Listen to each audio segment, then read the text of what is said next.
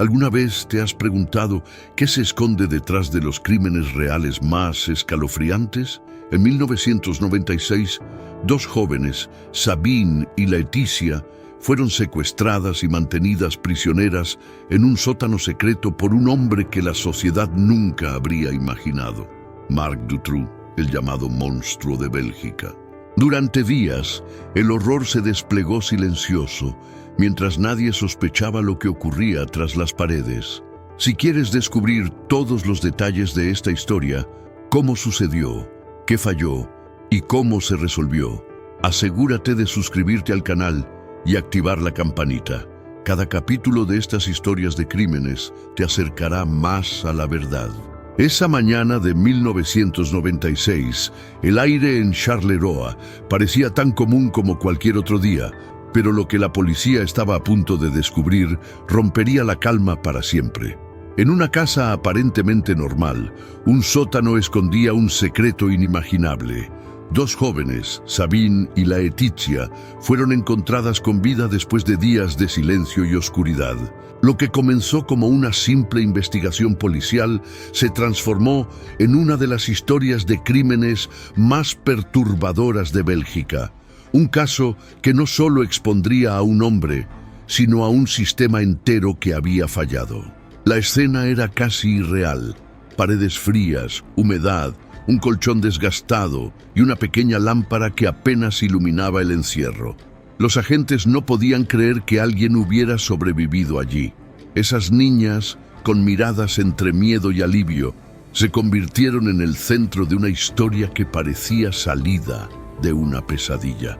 El nombre del responsable, Marc Dutroux, comenzaría a circular en todos los medios, y con él, el eco de cientos de casos criminales que parecían no tener fin en Europa. La noticia corrió como fuego. Los titulares hablaban de tortura, de secuestros, de redes ocultas, y entre tanta información el público se hacía la misma pregunta: ¿cómo alguien pudo esconder semejante horror a plena vista? Las investigaciones criminales comenzaron a multiplicarse, buscando entender no solo el crimen, sino también al criminal. Y aunque parecía que el caso estaba resuelto, en realidad era apenas el principio de una historia mucho más oscura. Cuando se revisaron los detalles del rescate, los investigadores se dieron cuenta de que estaban ante algo más que un delito aislado. Había una estructura, una preparación minuciosa, casi obsesiva. Dutroux había modificado su casa con trampillas, puertas falsas y pasadizos secretos. Era como si su mente hubiera construido un laberinto para confundir a la justicia. En el mundo de los crímenes reales, pocos casos mostraron tanta frialdad y planificación.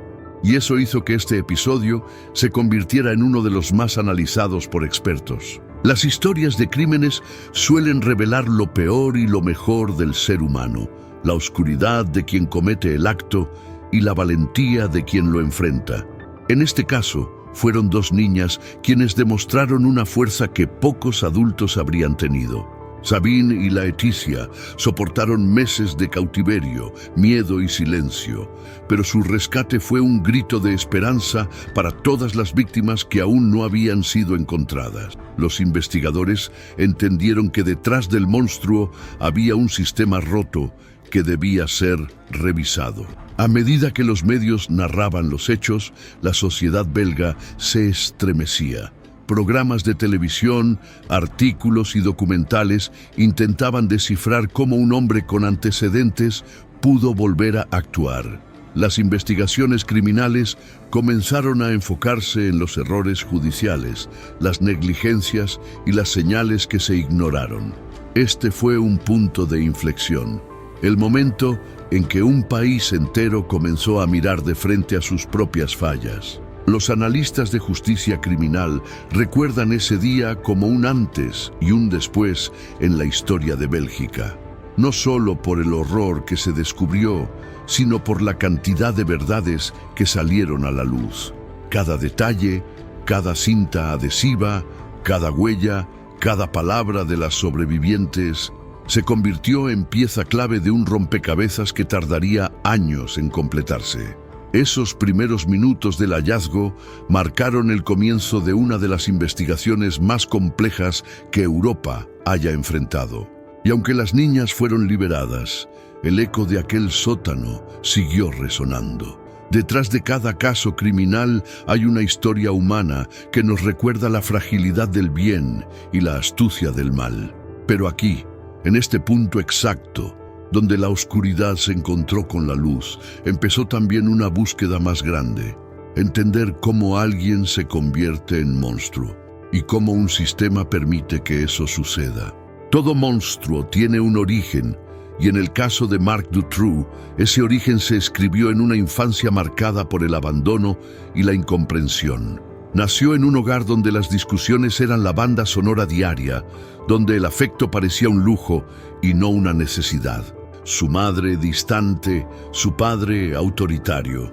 Entre los gritos y los silencios, el pequeño Marc aprendió una lección equivocada, que el control era la única forma de sentirse seguro. En muchos casos criminales, los expertos coinciden en que las raíces del mal suelen crecer en terrenos así, duros, fríos y sin amor. Desde sus primeros años, los maestros ya notaban algo extraño en él. No jugaba con otros niños, no reía con facilidad y mostraba una mirada perdida, como si habitara un mundo paralelo. Si alguien lo empujaba, él no respondía con llanto, sino con una calma que inquietaba. Ese tipo de reacciones, que parecen insignificantes en la infancia, a menudo se convierten en los primeros signos de desconexión emocional. En psicología forense, esos detalles son piezas clave para entender cómo se gestan las mentes detrás de los crímenes reales. Durante la adolescencia, el patrón se intensificó. Dutroux comenzó a mostrar conductas antisociales, pequeñas transgresiones que, a simple vista, parecían simples travesuras. Robaba objetos sin valor, manipulaba a sus compañeros y aprendía a mentir sin pestañear. Muchos adultos lo consideraban un joven difícil, pero pocos vieron que detrás de su mirada fría ya se asomaba la sombra del futuro delincuente. En las investigaciones criminales, este tipo de comportamientos tempranos suelen ser señales de alerta que lamentablemente nadie quiso escuchar. A veces, el entorno social actúa como una chispa que enciende lo que la infancia dejó a medias. En el caso de Dutroux, su juventud coincidió con los años en que Bélgica atravesaba una ola de desempleo y delincuencia menor. Encontró en la calle una escuela diferente, la del engaño, el robo y la manipulación. Como muchos otros que más tarde protagonizarían historias de crímenes, descubrió que violar las reglas le daba poder, una sensación de dominio que lo hacía sentir invencible. Sus primeros arrestos no llegaron por casualidad. A los 20 años ya alternaba trabajos informales con robos de vehículos y poco después con tráfico de piezas. Cada delito era un paso más hacia la oscuridad, pero también una práctica, una forma de perfeccionar su capacidad para engañar y evadir a la autoridad. En criminología se suele decir que el primer crimen es un experimento y el segundo, una decisión. Dutroux ya había decidido. Los informes psicológicos de la época lo describen como un joven sin empatía, con una inteligencia notable, pero orientada al beneficio propio. Manipulador, calculador y distante, su comportamiento recordaba al de otros protagonistas de crímenes reales que combinaban frialdad emocional con una habilidad casi teatral para fingir normalidad. Muchos lo consideraban raro, pero inofensivo, una idea que pronto se demostraría peligrosa. Es curioso pensar cómo algunas sociedades subestiman los signos del mal cuando estos se esconden tras una sonrisa o un tono tranquilo.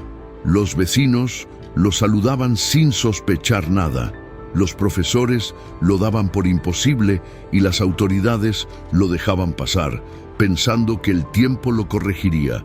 Pero el tiempo, en su caso, no curó nada, solo fortaleció el resentimiento.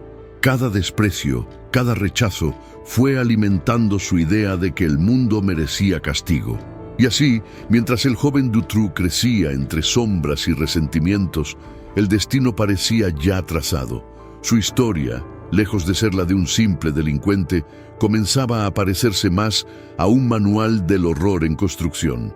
Como tantas otras historias de crímenes, esta no empezó con sangre, sino con soledad. Una soledad que pronto se convertiría en su mejor aliada y al mismo tiempo en la semilla de todo lo que estaba por venir.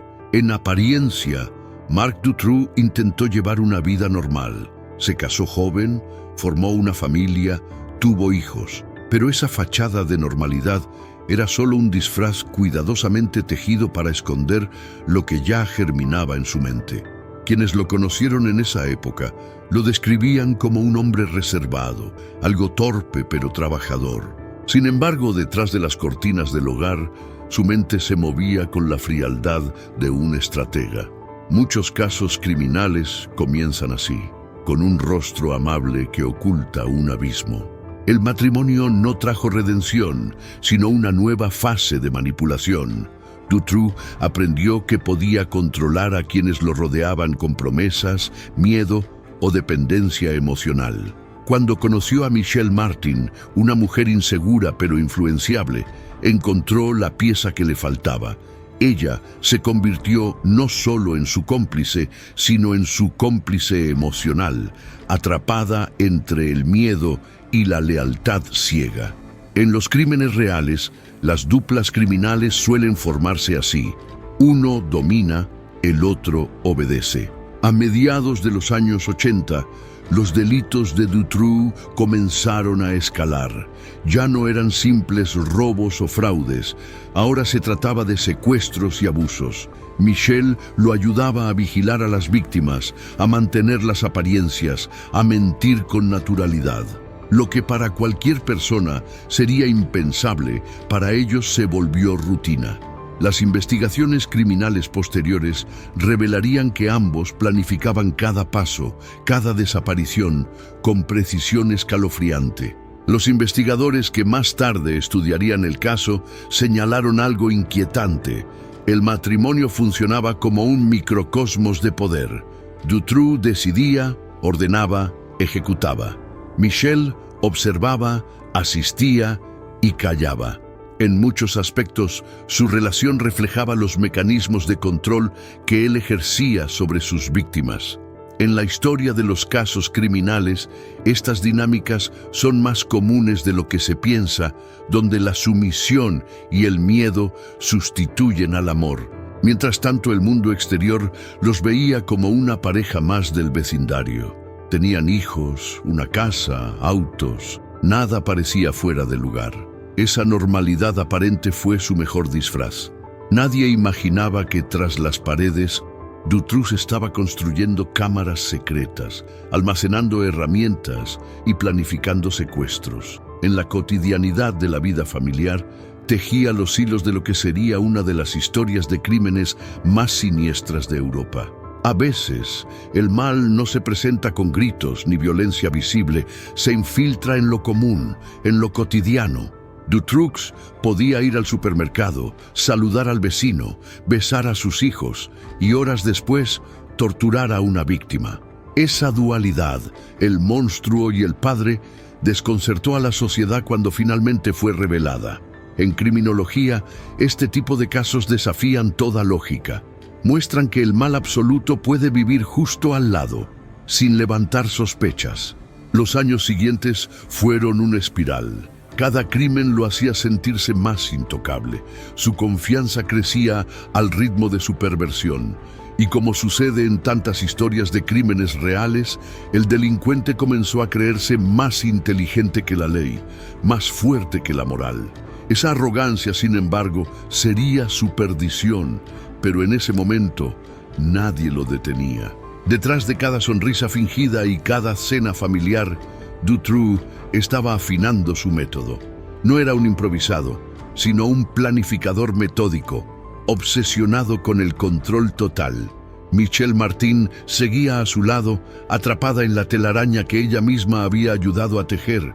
Y así, paso a paso, el matrimonio se transformó en una sociedad delictiva donde el amor ya no existía, solo la complicidad. Una historia que, como veremos, pronto chocaría con el destino en forma de una condena demasiado leve. En 1989, la justicia belga creyó haber detenido el horror. Marc Dutroux fue condenado a 13 años y medio de prisión por el secuestro y abuso de 5 niñas. Las pruebas eran irrefutables, las declaraciones escalofriantes, y el país respiró con alivio. Pero lo que parecía el final era, en realidad, un punto y seguido. En el universo de los crímenes reales hay errores judiciales que cambian la historia de una nación, y este fue uno de ellos. Durante su estancia en prisión, Dutroux jugó el papel de recluso modelo. Mantuvo buena conducta, colaboró con los guardias y hasta recibió elogios por su aparente progreso. Sabía exactamente qué botones presionar. Su inteligencia manipuladora lo convirtió en un maestro del engaño. Muchos psicólogos penitenciarios han advertido que los depredadores de este tipo aprenden rápidamente qué decir y cómo comportarse para parecer rehabilitados. Dutroux lo hizo con precisión quirúrgica. Lo más alarmante fue que no actuó solo. Desde la cárcel seguía manteniendo contacto con Michel Martin, su cómplice, quien esperaba su salida para retomar una vida juntos. Era el preludio de una tragedia anunciada. Los informes médicos y hasta las advertencias de su propia madre señalaban su peligrosidad. «No lo suelten, no cambiará», decía ella. Pero el sistema no escuchó. En las investigaciones criminales, estos avisos suelen quedar archivados como simples opiniones. 3 años después fue liberado, apenas una cuarta parte de su condena cumplida. Bélgica, sin saberlo, acababa de abrirle la puerta al infierno. Salió con una pequeña pensión, un diagnóstico de enfermedad mental leve y una sonrisa tranquila. Los periódicos apenas mencionaron la noticia. Era un nombre más entre tantos exconvictos, pero entre bastidores el monstruo ya planeaba su regreso. Los expertos en justicia penal lo citan como uno de los casos más emblemáticos de negligencia institucional. ¿Cómo se puede liberar a un depredador con historial probado? La respuesta está en la combinación fatal de burocracia, saturación judicial y exceso de confianza. En otros casos criminales similares, como el de Robert Black en Reino Unido o el de Wolfgang Psychlopil en Austria, se repitió el mismo patrón, la subestimación del peligro. El regreso de Dutroux a las calles marcó un antes y un después. Recuperó propiedades, fingió enfermedades para obtener beneficios económicos y se ganó la compasión de quienes lo rodeaban. Era un camaleón perfecto. En criminología se dice que el criminal reincidente no solo repite su patrón, lo perfecciona. Eso estaba por suceder. Las historias de crímenes más impactantes suelen tener este punto de quiebre, donde el sistema falla y la oscuridad se multiplica. Los años siguientes serían testigos de su nueva estrategia: ocultarse tras una vida aparentemente normal mientras preparaba la siguiente serie de secuestros. Nadie imaginaba que el hombre que había burlado a la ley construiría su propio escenario del terror en sótanos y habitaciones selladas. Dutroux no volvió a cometer errores pequeños. Su mente se había especializado en el mal.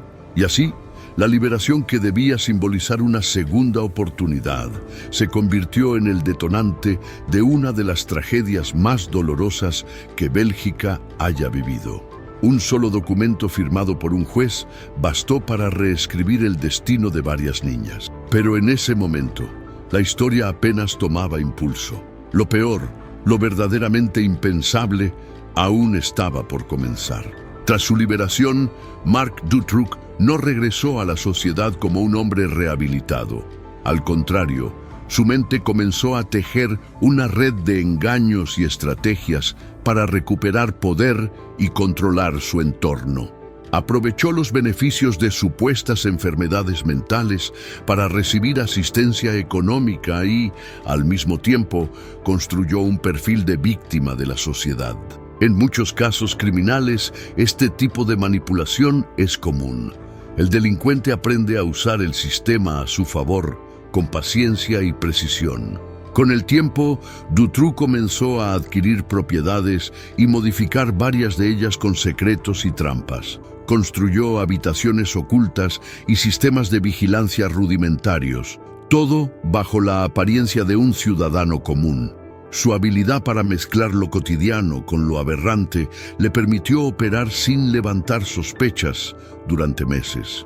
Las historias de crímenes más impactantes suelen incluir este elemento: un asesino que vive a plena vista, mientras su maldad crece en silencio.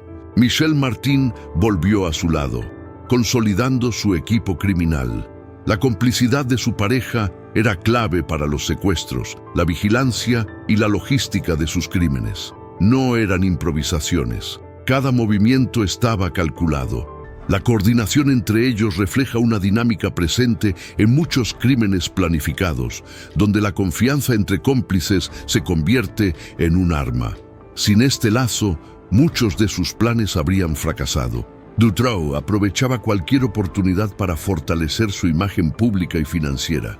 Obtenía beneficios del sistema, mantenía contactos y aparentaba normalidad frente a vecinos y conocidos. Cada sonrisa y cada saludo eran parte de su disfraz. En las investigaciones criminales, los expertos suelen señalar que este tipo de doble vida es un rasgo distintivo de criminales metódicos, capaces de sostener dos mundos simultáneamente. Su retorno al crimen no fue inmediato, pero sí inevitable. Con paciencia, comenzó a seleccionar víctimas y ensayar su método. Cada paso estaba medido: la elección del lugar, la vigilancia de la familia de la víctima, la construcción del encierro. Nada quedaba al azar. En crímenes reales de esta magnitud, la preparación minuciosa distingue al asesino ocasional del predador profesional. Los vecinos, al observarlo en su día a día, jamás sospecharon. Dutroux podía conversar tranquilamente en la calle, comprar en el supermercado o asistir a reuniones vecinales mientras, detrás de las paredes, diseñaba cámaras y trampas. Este contraste entre normalidad y horror es un patrón recurrente en casos criminales de alto perfil, el mal absoluto camuflado en lo cotidiano. Con cada propiedad que adquiría, Dutroux aumentaba su territorio de control. Cada habitación secreta era un laboratorio de su perversión, un espacio donde la planificación reemplazaba al azar y donde cada detalle podía definir la vida o muerte de una víctima. En esta fase, su capacidad de manipulación alcanzó un nivel casi clínico. Jugaba con la ley, con las instituciones y con la sociedad como piezas de su tablero.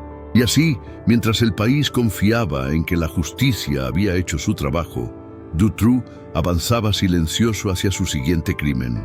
Su retorno fue más que un error del sistema. Fue la consecuencia de una mente calculadora que sabía exactamente cómo ocultarse, manipular y esperar el momento perfecto. Las investigaciones criminales posteriores lo demostrarían, mostrando que, en su caso, la paciencia y la estrategia eran tan letales como la violencia misma. En 1996, Marc Dutroux llevó su plan al extremo más oscuro. Sabine Dardenne, de apenas 12 años, y Laetitia Deleuze, de 14, fueron secuestradas y confinadas en un sótano que parecía diseñado para borrar toda esperanza. La celda, de apenas 2 metros, estaba oculta tras una pared falsa y apenas iluminada. Las niñas soportaron días de aislamiento absoluto, miedo constante y la incertidumbre de saber si volverían a ver la luz. Las historias de crímenes muestran que la supervivencia en estas condiciones depende tanto de la resistencia física como de la fortaleza mental. El rescate fue un trabajo de paciencia y estrategia. La policía, siguiendo pistas y testimonios, logró localizar a Sabine tras 80 días de cautiverio. Laetitia fue liberada 6 días después. Cada momento del rescate estuvo lleno de tensión. Entrar en la casa, encontrar el sótano y abrir la puerta que durante semanas fue prisión. Fue un proceso que combinó intuición, experiencia y riesgo. Los agentes enfrentaban la presión de no fallar, sabiendo que un error podía costar vidas. Cuando las niñas fueron liberadas, su estado físico y emocional reflejaba los horrores vividos. Delgadas, agotadas y asustadas, mostraban señales de desnutrición y trauma psicológico. Sin embargo, su valentía fue impresionante. Habían soportado semanas de terror, y su relato sería clave para futuras investigaciones criminales. Su testimonio permitió reconstruir no solo los hechos, sino también el modus operandi de Dutroux, ofreciendo pistas sobre su planificación y perversión. El sótano donde estuvieron retenidas parecía inofensivo desde afuera, un simple espacio doméstico, pero cada detalle dentro hablaba de obsesión y control. Puertas reforzadas, cerraduras escondidas, cámaras improvisadas. Estas tácticas son frecuentes en casos criminales donde el secuestrador busca evitar la detección. Los criminólogos señalan que el diseño del espacio refleja la mente del delincuente, meticulosa, fría y calculadora. Durante el cautiverio, Sabine y Laetitia encontraron formas de mantenerse conscientes y mantener la esperanza. Pequeños gestos, palabras secretas y códigos entre ellas se convirtieron en herramientas de supervivencia.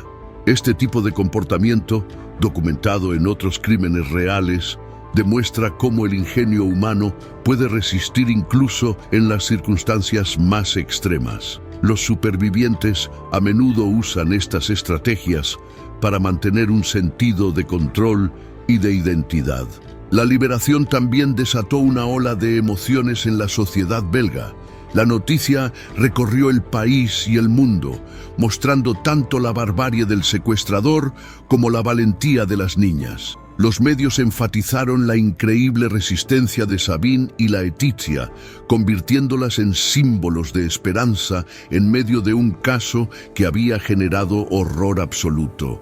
La empatía y solidaridad social se activaron inmediatamente, algo que ocurre con frecuencia en historias de crímenes de gran impacto mediático. Para los investigadores, el rescate fue un recordatorio de la importancia de la perseverancia y el análisis meticuloso. Cada pista, por mínima que fuera, fue decisiva para localizar a las víctimas. Este caso se convirtió en ejemplo para entrenamientos de policía y estrategias de rescate, mostrando cómo la combinación de intuición, experiencia y análisis detallado puede salvar vidas en situaciones extremas. Y así, mientras Sabine y Laetitia recuperaban poco a poco su libertad, el país comenzaba a entender la magnitud de lo que había ocurrido. Este rescate, aunque exitoso, era solo una parte del entramado criminal de Dutroux. Las investigaciones criminales posteriores revelarían más víctimas y secretos ocultos, y la sociedad belga empezaba a cuestionar seriamente cómo había sido posible que un hombre así operara durante tanto tiempo. Tras el rescate de Sabine y Laetitia, la historia dio un giro aún más oscuro.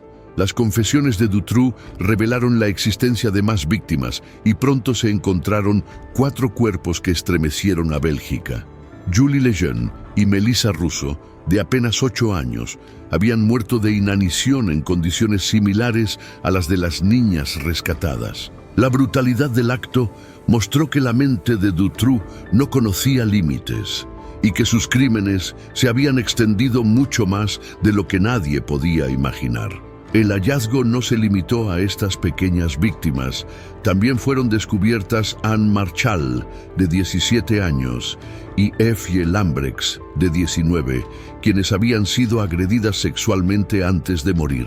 Cada cadáver contaba una historia de terror, y los investigadores tuvieron que reconstruir cuidadosamente cada secuencia de eventos para entender cómo y cuándo ocurrieron los crímenes. Las investigaciones criminales detalladas demostraron la planificación sistemática de Dutroux y la complicidad de sus aliados. Junto a estos descubrimientos, fue arrestado Bernard Weinstein, cómplice en algunos de los crímenes. La red de Dutroux no operaba sola. Había manos que ayudaban, callaban o participaban. Esto generó una ola de horror y incredulidad en la sociedad, porque revelaba que, detrás de los casos criminales, muchas veces hay cómplices ocultos que permiten que el mal prospere.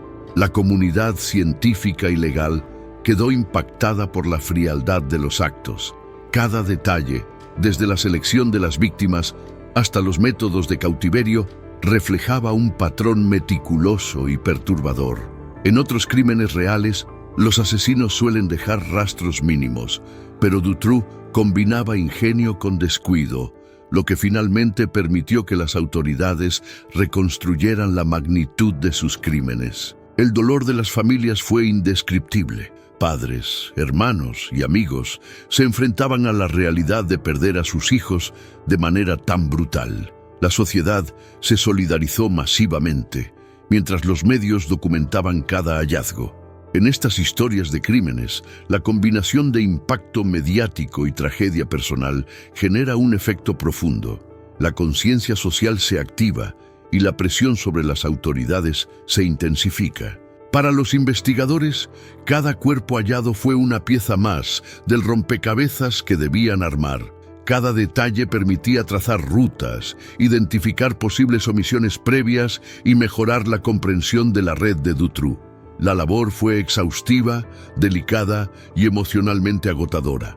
Este tipo de trabajo ilustra cómo las investigaciones criminales no solo buscan justicia, sino también la verdad completa detrás de la tragedia.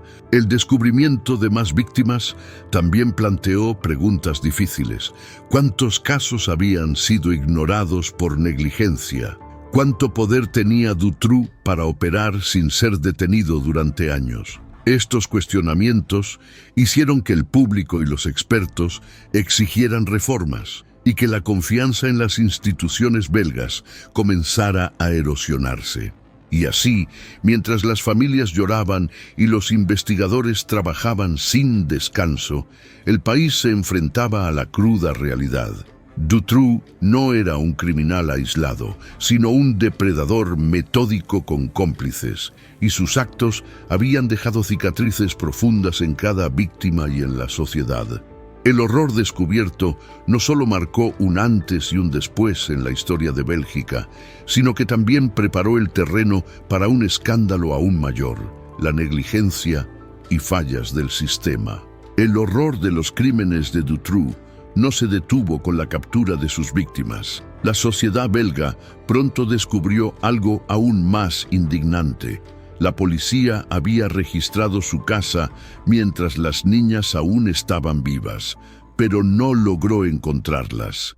Este fallo se convirtió en un escándalo nacional. La incredulidad y la rabia se mezclaban. ¿Cómo era posible que un solo error pusiera en riesgo la vida de tantas personas? Las investigaciones criminales posteriores detallaron cada omisión, cada descuido y cada señal ignorada. Las fallas no se limitaron a un error aislado. Documentos y testimonios revelaron negligencia, desorganización y corrupción en distintas capas de la policía y del sistema judicial. Oficiales ignoraron pistas cruciales y la coordinación entre departamentos brillaba por su ausencia. En otros casos criminales de alto perfil, se ha observado un patrón similar. Errores humanos y estructurales multiplican el riesgo para las víctimas y el resultado es devastador. La indignación del público creció rápidamente.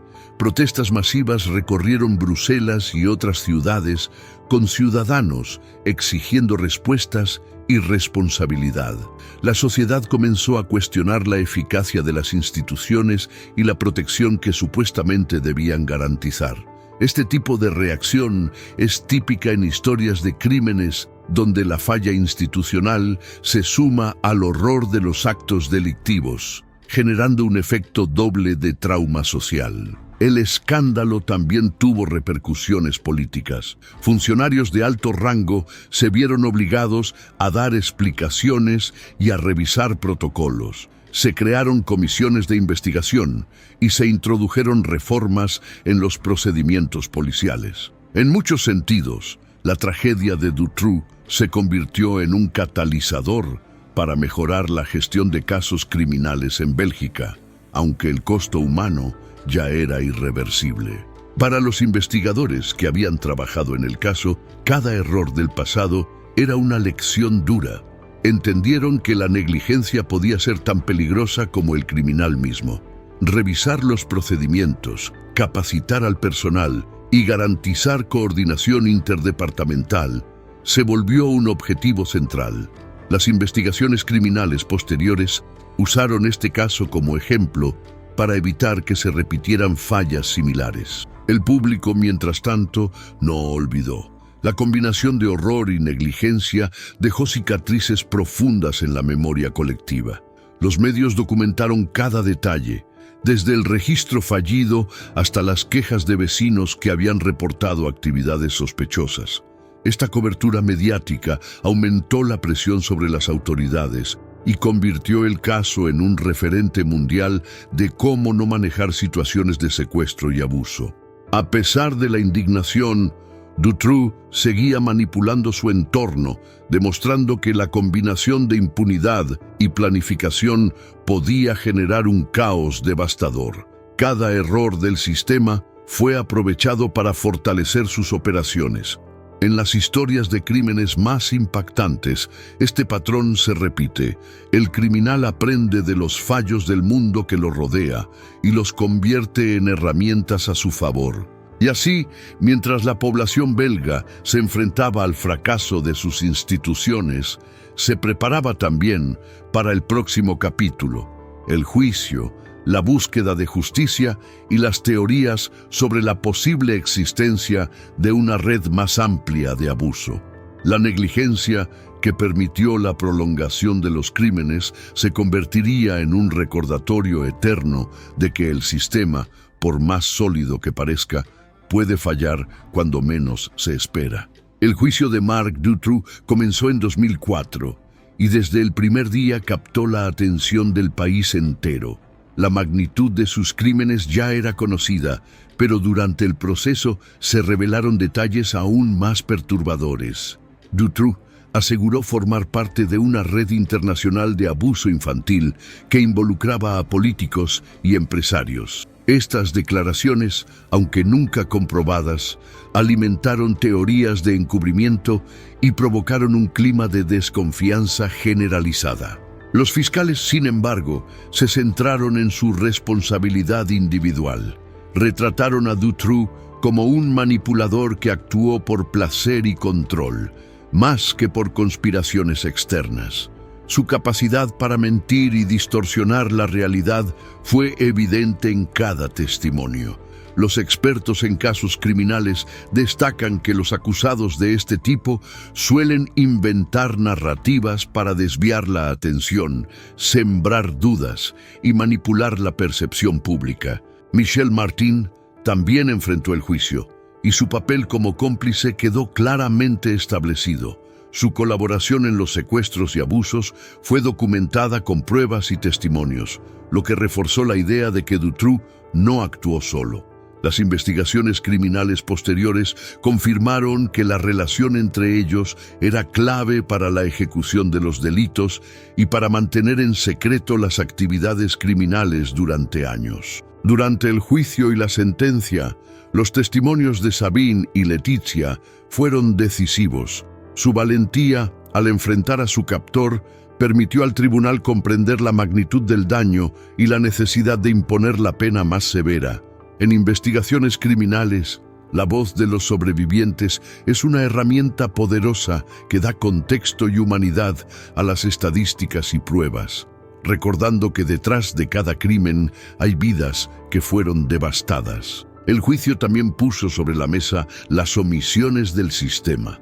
Se discutieron los errores policiales, la liberación anticipada y la falta de coordinación institucional que permitieron que Dutroux continuara sus crímenes.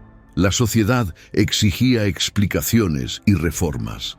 Este proceso reflejó cómo los casos criminales no solo implican a los perpetradores, sino también a las estructuras que deberían proteger a la población. Las teorías sobre la existencia de una red internacional de pedofilia capturaron la imaginación del público y de los medios. Aunque no se hallaron pruebas sólidas, la sospecha alimentó debates sobre encubrimiento y corrupción. Los expertos recordaron que, en crímenes de esta magnitud, la imaginación colectiva y la paranoia a veces se mezclan con la realidad, creando un ambiente de tensión mediática y social que acompaña a la justicia. El juicio duró meses y cada sesión fue seguida con atención por periodistas, psicólogos y ciudadanos. Se examinaron detalles minuciosos de los secuestros, los métodos de cautiverio, los cómplices y los errores institucionales. Este nivel de escrutinio fue esencial para garantizar que la justicia no se limitara a castigar, sino también a documentar y aprender de uno de los peores casos criminales de la historia reciente. Al cierre del juicio, la sensación entre los belgas era agridulce. Se había hecho justicia, pero el dolor y la indignación permanecían. La exposición pública de los crímenes, los errores y las teorías conspirativas dejó una marca profunda en la sociedad, recordando que detrás de cada historia de crímenes hay víctimas, sobrevivientes y un sistema que debe ser vigilado para no repetir los mismos errores. El 22 de junio de 2004, Bélgica asistió al cierre de uno de los juicios más impactantes de su historia. Marc Dutroux fue condenado a cadena perpetua, una sentencia que reflejaba la magnitud de sus crímenes y la evidencia irrefutable presentada durante el juicio. Para la sociedad, aquel hombre ya no era solo un criminal, era el monstruo de Bélgica, un símbolo del horror y de los fallos que habían permitido que actuara impunemente durante años. Michel Martin, su cómplice, recibió una condena de 30 años, mientras que Michel Lelièvre, otro participante en la red criminal, fue sentenciado a 25. Estas penas demostraron que la justicia buscaba no solo castigar al principal responsable, sino también a quienes lo ayudaron a perpetuar sus crímenes. En los casos criminales, sancionar a los cómplices es crucial para disuadir futuras asociaciones delictivas y garantizar que no queden vacíos de responsabilidad. El tribunal destacó la gravedad de los delitos, la planificación meticulosa y la frialdad emocional de Dutroux. Sus crímenes no fueron impulsivos ni circunstanciales. Fueron ejecutados con precisión, como reflejo de una mente calculadora. Las investigaciones criminales posteriores confirmaron que cada acción, desde la selección de las víctimas hasta la construcción de las celdas ocultas, estaba cuidadosamente planificada. El impacto social de la sentencia fue profundo. Aunque la cadena perpetua garantizaba que Dutroux permanecería tras las rejas, la memoria de sus víctimas y los errores institucionales seguían presentes en la conciencia colectiva. Las familias de las víctimas sintieron algo de alivio, pero también quedaron cicatrices emocionales profundas. Este tipo de historias de crímenes enseñan que la justicia, aunque necesaria, no borra el daño causado. La abolición de la pena de muerte en Bélgica en 1996 implicaba que la cadena perpetua era la máxima sanción posible. Para muchos, esto generó debates sobre la eficacia de las leyes penales y la protección de la sociedad frente a depredadores como Dutroux. En casos criminales de esta magnitud, la legislación y la percepción pública a menudo entran en tensión. La sociedad exige seguridad y castigo, mientras el sistema legal establece límites claros. Durante el juicio, Los sobrevivientes jugaron un papel crucial. Sus testimonios ofrecieron una perspectiva humana y directa de los crímenes, mostrando la brutalidad y el sufrimiento causado por Dutroux y sus cómplices. Las declaraciones de Sabine y Leticia fueron especialmente impactantes, demostrando coraje y resiliencia. En historias de crímenes, la voz de las víctimas es a menudo la pieza que ilumina la verdad detrás del terror. El veredicto también reflejó un mensaje para futuras generaciones. La justicia puede tardar, pero eventualmente alcanza incluso a los depredadores más calculadores. La documentación detallada del caso, los informes psicológicos y los testimonios contribuyeron a que Bélgica entendiera mejor cómo prevenir y responder a crímenes de esta naturaleza. Cada lección aprendida se incorporó a los protocolos policiales y judiciales. Y así, con la sentencia final, se cerró un capítulo terrible de la historia belga. Pero aunque la justicia se cumplió, la sociedad quedó marcada por las secuelas de los errores, la negligencia y la brutalidad de Dutroux. Su figura perdurará como recordatorio de que el mal puede operar en las sombras, pero también de que la resistencia, la investigación meticulosa y la valentía de las víctimas son la clave para enfrentarlo.